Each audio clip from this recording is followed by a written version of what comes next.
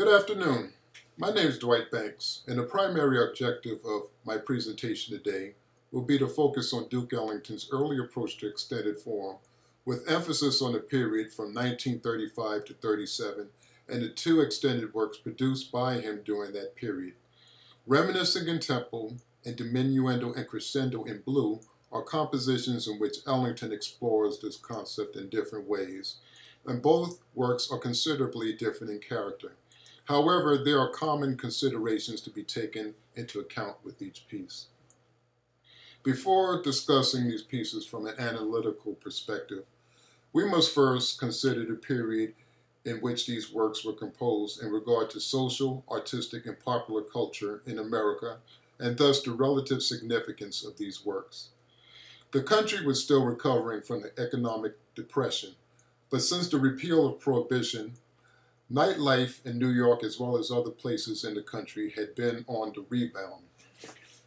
Nightclubs became an important part of the urban scene. 52nd Street was further establishing its reputation as a major urban jazz center. The new music craze known as swing began its ascension into popular culture.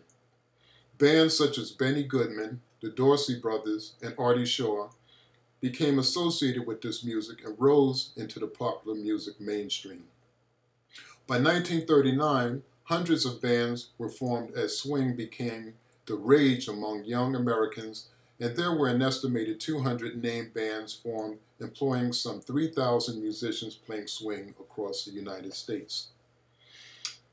Placing Ellington in relative context with this period of his career, his reputation had become well established, partially bolstered by the successes from traveling abroad.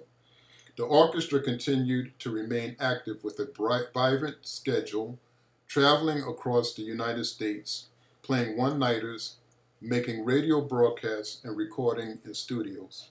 Ellington made 3 film appearances in 1934, one of which included a Paramount film short which featured the Ellington Orchestra with Billie Holiday featured as vocalist.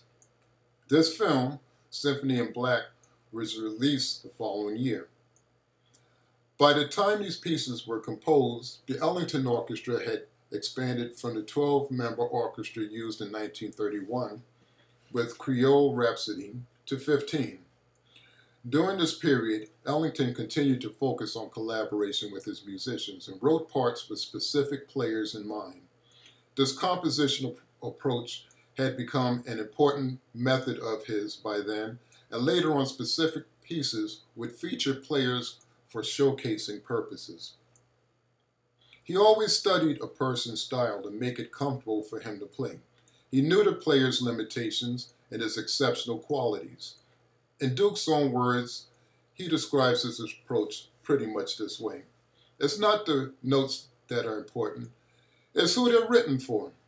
Before you can play anything or write anything, you must hear it. Some of the prettiest things on paper come off very drab.